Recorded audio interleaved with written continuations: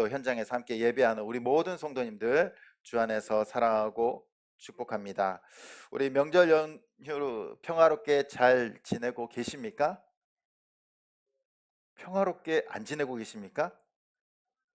평화로우시죠? 명절이 평화로워야 되는데, 가족들 간의 모임이 평화로워야 되는데, 그죠? 지난해 5월에 있었던 일입니다. 모 대학교 총장의 아내였던 이 A 씨가 이제 숨졌습니다. 그런데 어머니를 어디로 모실지를 두고 이 6남매가 두 갈래로 나눠져서 싸움이 시작됐습니다. 장남파 2명과 차남파 4명. 왜 싸움이 일어났냐면요. 장남파 2명은요, 어머니를 먼저 아버지를 모신 조상묘에 모셔야 된다라는 거고요. 또 반면에 차남파 4명은 아버지가 생전에 마련해 두셨지만 정작 아버지가 묻히지 못한 가족묘에 어머니를 모셔야 된다라는 겁니다. 어떻게 결론이 났을까요? 이 장례 도중에 이 싸움이 일어나서요, 어, 발인을 하지 못하게 됩니다. 그러자 큰아들은 자신이 어머니의 시신을 모셔갈 수 있게 해달라면서 병원 장례식장을 상대로 법원에 가처분 신청을 내게 됩니다. 그래서 대법원 판례는 장남이 제사를 모시는 사람이라고 했으므로 자신이 어머니의 그 시신을 모셔다가 장례를 치러야 된다라고 주장한 겁니다. 반면에 차남은요, 어머니가 살아계실 때 더 친밀한 관계를 유지했던 자신이 마땅히 어머니의 시신을 모셔야 된다라고 주장을 한 겁니다. 이 결론이요, 지난달에 났어요. 작년 5월 달에 시작된 이 어머니의 그 장지를 두고 벌린 가족 간의 싸움이요, 지난달 12일에 결론이 납니다. 그러니까 1년 훨씬 넘게 장례를 못 치른 거죠. 어떻게 결론이 났을까요? 장남파가 이겼을까요? 차남파가 이겼을까요? 10일 모친의 시신을 인도해 달라며 장남이 낸 유체동산 인도 단행 가처분 신청을 법원에서 기각하고 차남에게 시신을 인도하라라고 결정을 내립니다. 참 묘지가 뭔데요. 그쵸? 이게 1년 동안 장례를 못 치를 상황까지 간 거예요. 1년 이상. 그리고 가족들은 어떻게 됐을까요? 장남파와 차남파가 다시 만날까요? 만날까요? 아마 안 만날 것 같아요. 우리 명절 이 추석에 우리의 가정은 평안하십니까? 어머니를 어디에 모시든 뭐가 중요합니까? 그쵸? 그런데 우리는 살아가면서 이런 쓸데없다라고 여기는 이러한 형식적인 것에 목숨을 건다라는 겁니다. 우리의 가족들 간의 싸움들, 다툼들 보면요, 큰 일로 다투지 않아요. 사소한 일로 다툰다는 겁니다. 제사를 어떻게 지내는지, 누가 왔는지, 또 뭐 그런 것들. 명절은 함께 쉬면서 풍성함을 누리고 덕담을 누려야 되는데, 과연 오늘날의 우리 명절들이 그러한 쉼과 기쁨이 있으십니까? 쉼과 기쁨이 있고 또 즐거움이 있어야 되는 명절이 전통적인 그 형식 틀에 얽매여서 쉼과 기쁨을 잃어버리고 있지는 않습니까? 정작 중요한 것은 형식이 아니라 함께 모여서 즐겁게, 그쵸? 화합하고 나누고, 그리고 좋은 소식도 덕담도 하면서 이 단합이 되는 거잖아요. 근데 오히려 그러한 것들이 사라지고 제각기 살아가고, 또는 또 모이면은 맨날 싸우고 다투고, 인간의 형식들은요, 인간을 오히려 자유롭게 하지 못합니다. 억압하고 기쁨을 빼앗아갑니다. 형식이라는 것이 무엇입니까? 형식이란 것. 어떻게 보면 중요한 정신을 담는 그릇인데, 사람들이 그 정신과 그 다음에 중요한 원리를 생각하는 것이 아니라 형식만을 보고 그것을 판단하기 때문에 다툼과 싸움이 일어나는 것 같습니다. 오늘 이 말씀을 통해서 우리가 명절에 잃어버렸던 자유, 또 주님께서 우리에게 주셨던 그 자유와 기쁨을 회복할 수 있기를 간절히 소원합니다. 갈라디아 교회는요, 바울이 선교 여행 중에 설립한 교회입니다. 바울이 갈라디아 지역에 가서 복음을 전했을 때 많은 사람들이 그 복음을 뜨겁게 받아들였어요. 성령 충만하다는 겁니다. 기쁨이 넘쳤고 즐거움이 넘쳤어요. 우상 숭배 지역이요, 우상을 버리고 예수 그리스도께로 돌아온 거예요. 그러나 바울이 갈라디아를 떠난 지 얼마 되지 않아서 자신들이 예루살렘에서 왔다고 하는 그 유대주의자들이 그곳에 침투하게 됩니다. 그러면서 이들이요, 바울의 복음이요, 불완전하고 잘못됐다라고 주장하는 거예요. 반쪽짜리 복음이다라고 말하고 있는 겁니다. 그들은 바울이 예루살렘에 있는 사도로부터 복음을 듣고 그리고 갈라디아 지역에 와서 복음을 전했다는 거예요.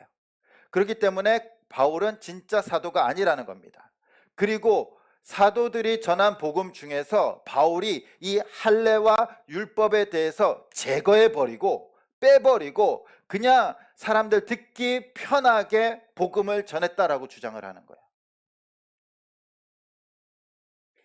그러면서 바울의 복음의 진실성과 사도성을 공격합니다. 이 말을 들은 갈라디아 지역의 교회들은요, 유혹이 되기 시작하는 거예요. 흔들리기 시작하는 겁니다. 바울에게서 들은 복음은 오직 예수 그리스도를 믿음으로 구원을 받는 건데, 이 유대주의자들의 이야기를 들어보니까 그럴 것 같기도 하거든요. 바울이 12 제자가 아니었잖아요. 그래서 제자들로부터 사도들로부터 복음을 듣고 우리에게 전했는데 우리에게 전한 복음 중에서 율법과 할례를 빼버리고 전한 것이 아닐까?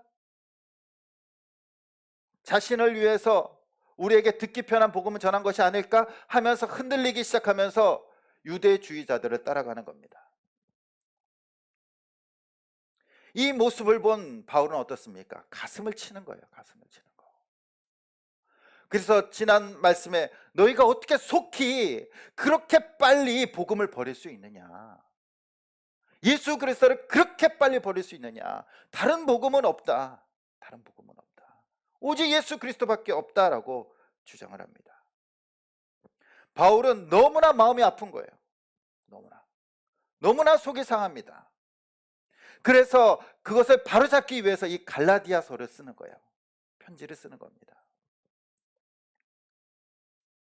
모든 인간적 행위에서 벗어나 믿음으로 온전히 자유함을 얻었는데, 죄에서 구원을 받았는데 다시 율법으로 돌아가고 죄로 돌아가고 있다라는 겁니다.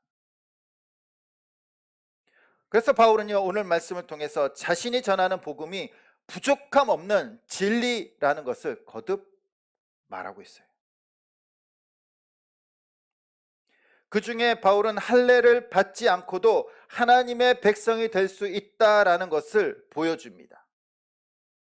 그러면서 3, 4절에 이렇게 말합니다. 우리 3절 4절 읽어보겠습니다. 시작. 그러나 나와 함께 있는 헬라인 디도까지도 억지로 할례를 받게 하지 아니하였으니 이는 가만히 들어온 거짓 형제들 때문이라. 그들이 가만히 들어온 것은 그리스도 예수 안에서 우리가 가진 자유를 엿보고 우리를 종으로 삼고자 함이로되. 아멘. 할례 없이, 율법 없이도 구원받을 수 있다라는 증거로 누구를 내세우냐면요, 헬라인 디도라는 사람을 내세웁니다. 나와 함께 있는 헬라인, 이방인이죠. 유대인이 아니에요.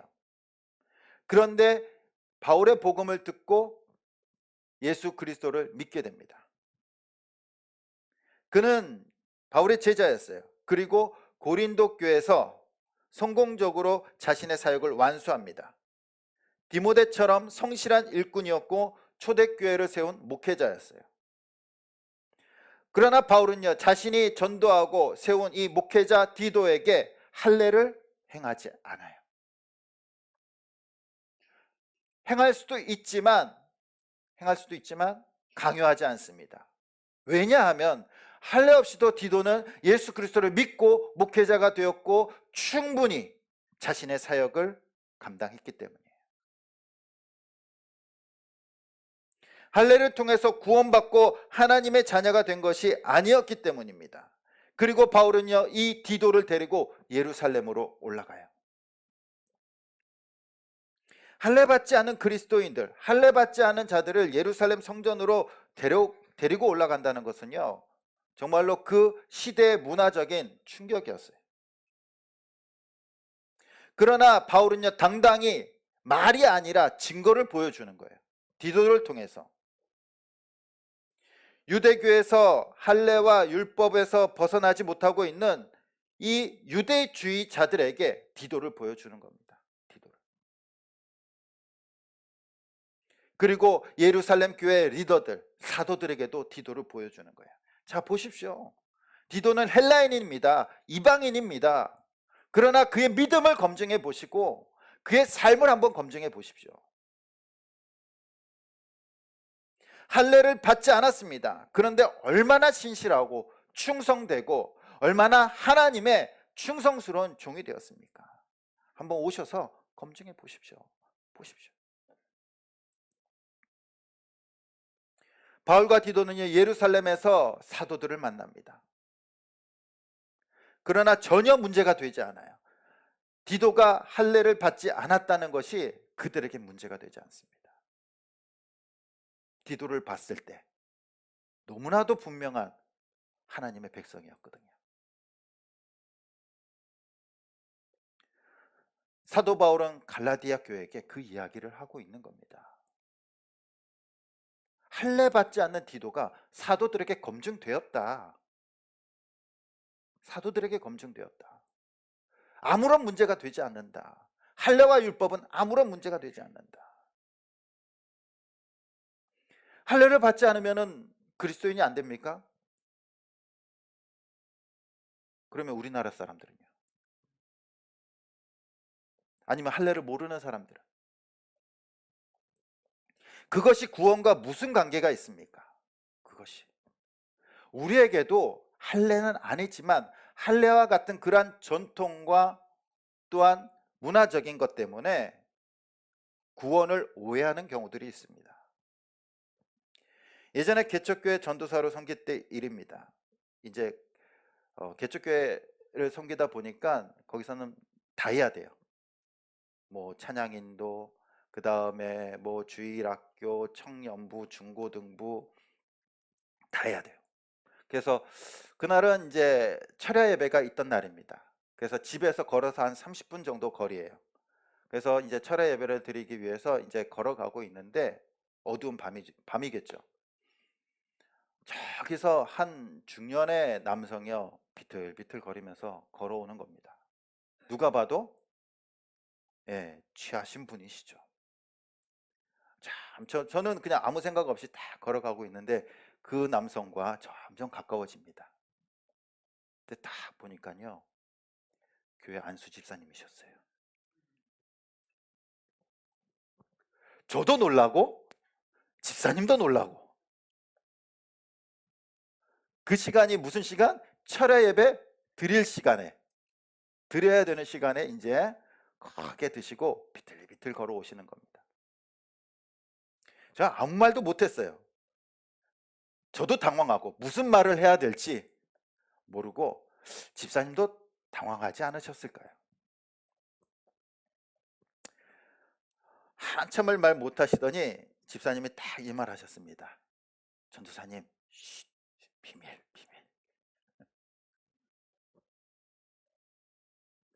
저도 그냥 네, 알겠습니다. 아직도 그 교회에 얘기한 적이 없어요. 과연 그 집사님이 구원을 받았을까요? 안 받았을까요? 네?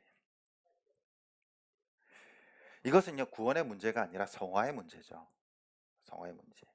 근데 우리는요, 너무나도 이런 것들이 오래 자리 잡고 있는 것 같아요. 이러한 인식들이. 교회 다니려면은 술 끊어야 돼. 담배 피면 안 돼. 그리고 그것을 강요하기도 합니다. 어떻게 술 먹는 사람이 교회 다닐 수 있어? 어떻게 담배 피는 사람이 교회 다닐 수 있어? 어떻게 거짓말하는 사람이 교회 다닐 수 있어?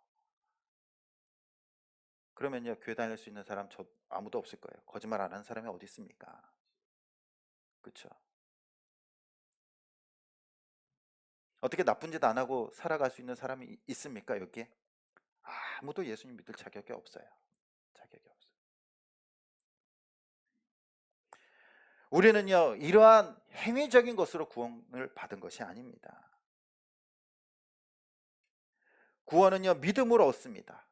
구원은 예수 그리스도를 믿음으로 하나님께서 주시는 은혜예요. 그래서 에베소서 2장 8절부터 9절까지 이렇게 말씀하십니다. 너희는 그 은혜를 의하여 믿음으로 말미암아 구원을 받았으니 이것은 너희에게서 난 것이 아니요 하나님의 선물이라.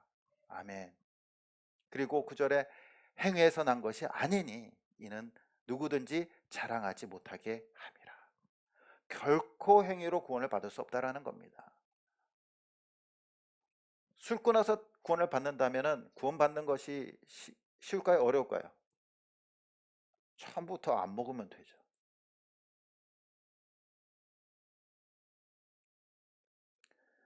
구원은요, 전적인 하나님의 은혜이고 선물입니다.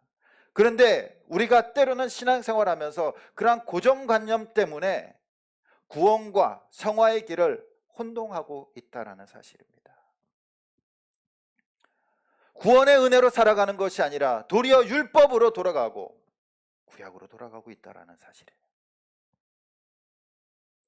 복음의 은혜를 아는 사람과 율법주의자에게는요, 분명한 차이가 있습니다.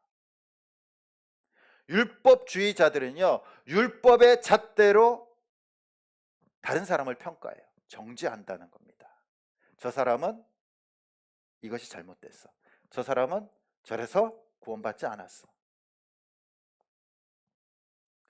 율법의 잣대가 뭡니까? 저 집사님은 주일에 가끔 빠지니까 구원받지 않은 것 같아. 내년도에 직분을 좀 고려해봐야 될 것 같아. 저 권사님은 왜 저렇게 신앙생활하지? 정말 예수님 믿는 사람일까? 이것이 율법의 잣대라는 겁니다. 율법주의자의 잣대. 그러나 정말로 복음의 은혜를 아는 사람은요, 그 잣대를 다른 사람에게 돌리는 것이 아니라 나에게 돌리는 거예요. 다른 사람을 보지 않고 나의 죄를 보는 것이 바로 복음의 은혜인 줄 믿습니다. 내가 무엇을 잘못했는지.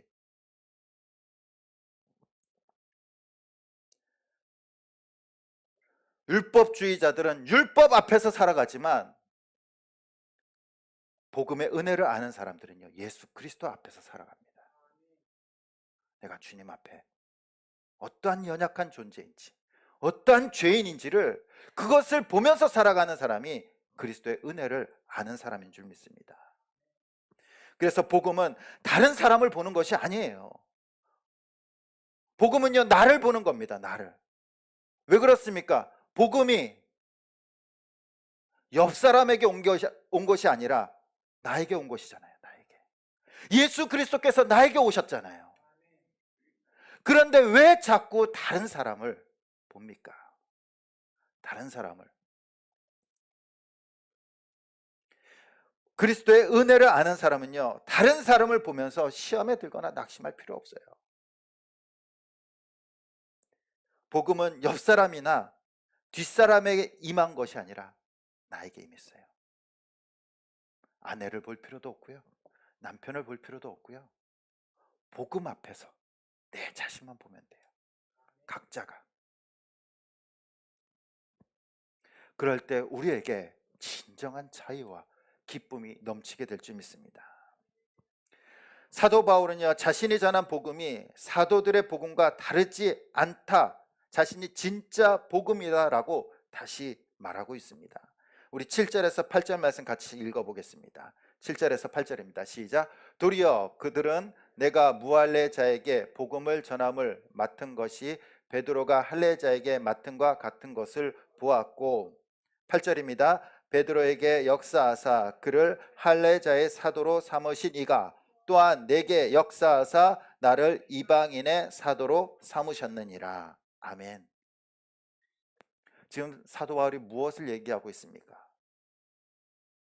베드로와 야고보와 사도들과 나는 같은 복음이 있지만 사역이 다르다는 거예요. 그들도 인정했다라는 겁니다. 그들도. 사도 바울은 예수님을 만나고 3년 만에 베드로를 만납니다.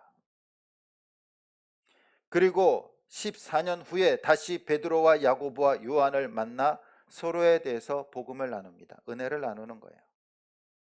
그리고 그 과정 속에서 서로를 인정하는 겁니다. 우리가 사역은 다르지만 한 성령 안에서 같은 복음을 전하고 있다라고 말하고 있습니다. 바울은 다른 민족에게 복음을 증거했고 베드로와 야고보는 유대인들에게 복음을 증거한 것입니다.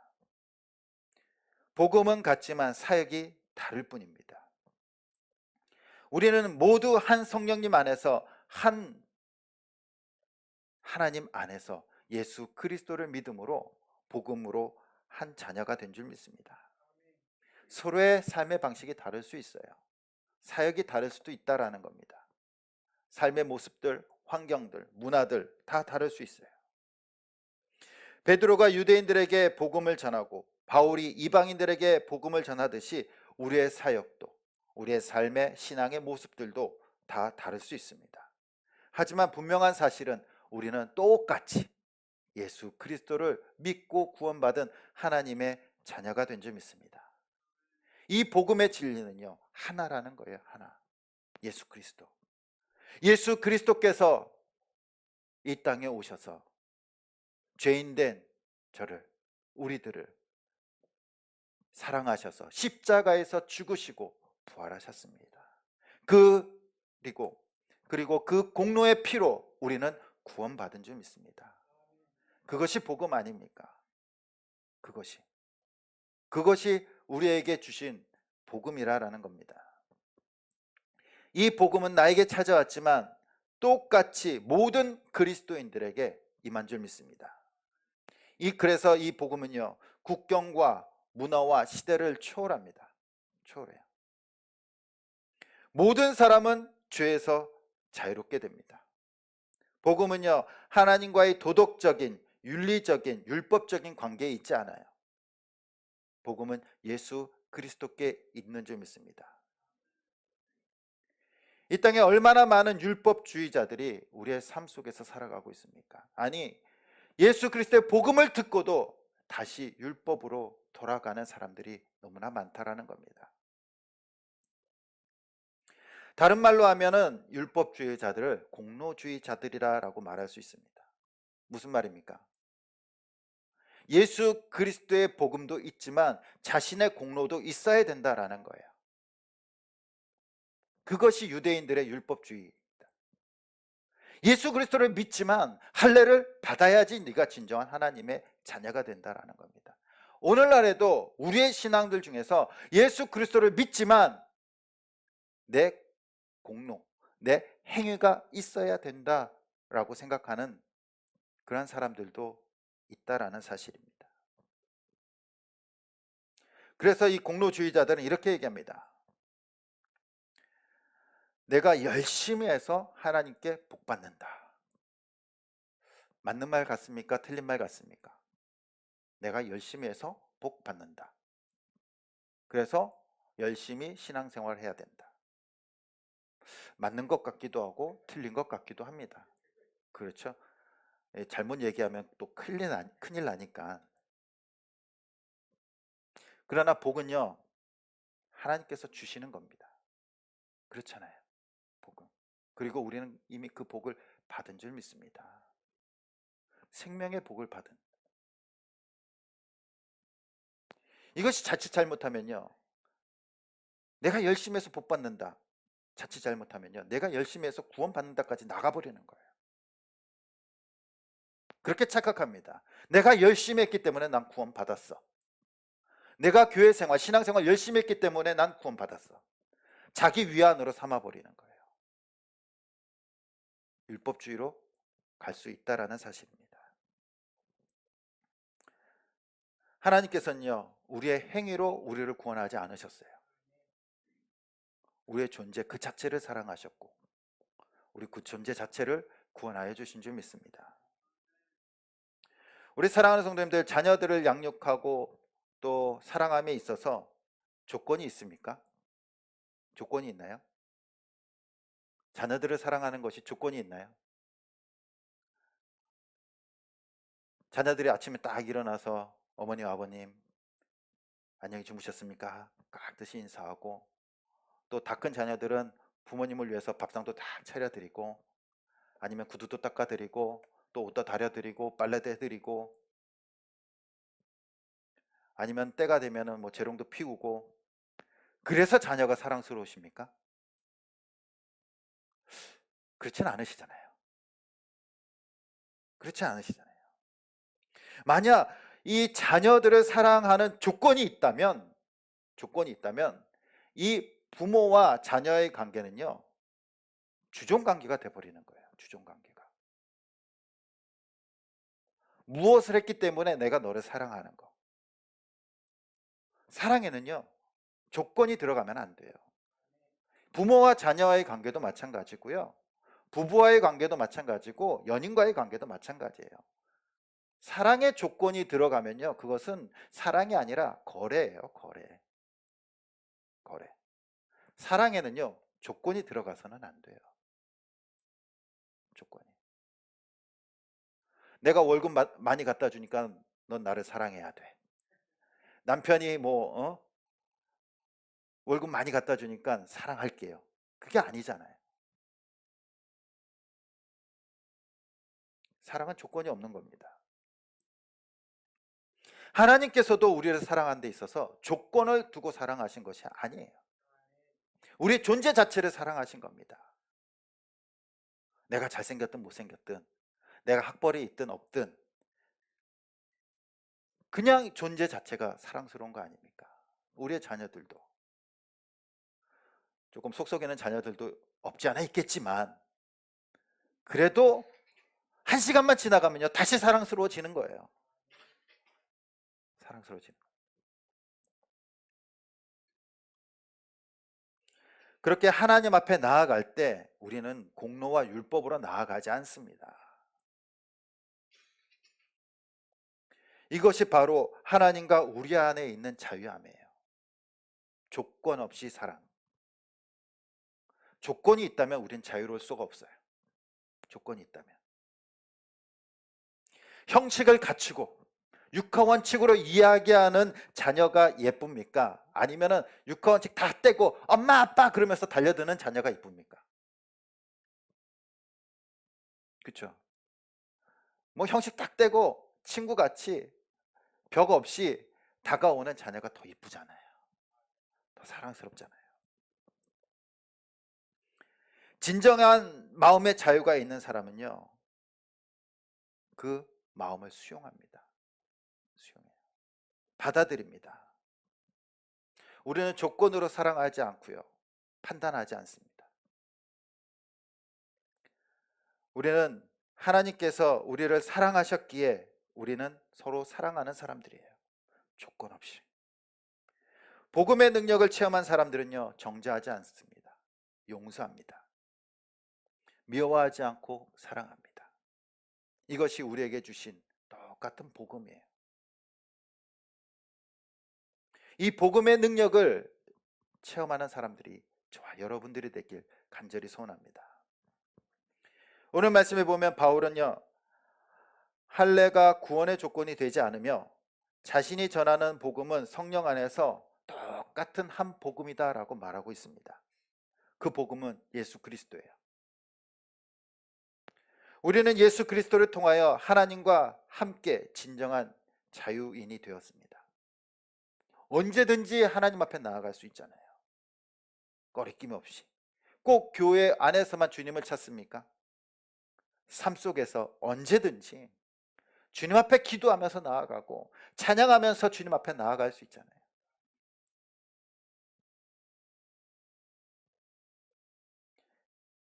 신앙생활에 있어서 형식도 중요합니다. 그러나 형식은 진리가 아니에요. 진리가. 그런데 많은 사람들이 그 형식을 가지고 판단하고 싸운다는 겁니다. 형식은요, 진리를 담는 그릇입니다. 그 그릇은요, 시대마다 다르고요, 지역마다 다르고 사람마다 다를 수 있어요. 내가 느낀 그 복음과 같은 복음이지만 내가 경험한 나에게 오신 그 주님과 우리 성도님들에게 다가가신 그 주님의 그 느낌이 다를 수 있어요. 그렇잖아요. 느낌이. 내가 받은 은혜와 여러분들이 받은 은혜가 다를 수 있다는 겁니다. 그러나 중요한 것은 그것은 똑같은 복음이다라는 사실입니다. 복음은 시대와 지역과 형식을 뛰어넘는 진리예요. 그래서 복음은 온 시대와 지역과 세대를 하나 되게 할 수 있다는 겁니다. 오히려 그 형식을 뛰어넘기 때문에 우리는 주 안에서 하나가 될 수 있다는 사실입니다. 그리고 우리는 늘 주님 앞에 그리고 하나님 앞에 자유로워요. 내가 비록 지금 죄를 지었을지라도 관계가 좋은 자녀들은 어떻습니까? 부모한테 죄를 지으면요, 잘못했으면 부모와 관계가 좋으면은 부모한테 이야기해요. 이야기합니다. 그렇잖아요. 그런데 부모와 관계가 좋지 않으면요, 숨겨버려요. 이야기하지 않아요. 저와 여러분들은 하나님 앞에 어떠한 자녀입니까? 우리가 정말로 주님 앞에 자유함을 누리려면요, 그 관계가 먼저 회복돼야 되는 줄 믿습니다. 그 관계는 오직 예수 그리스도를 통해서 주님의 은혜로 회복되는 줄 믿습니다. 그 은혜를 아는 자는요, 판단하지 않습니다. 인정합니다. 그리고 정죄하지 않고 용서합니다. 그리고 사랑합니다. 우리 모두의 삶이 예수 그리스도의 복음으로 이 세상을 뛰어넘어서 그리스도 안에 하나가 되고 주님 앞에 정말로 자유인으로서 자유함을 누리며 은혜를 누리며 살아갈 수 있는 저와 여러분들이 되시길 간절히 주님의 이름으로 축원드립니다. 우리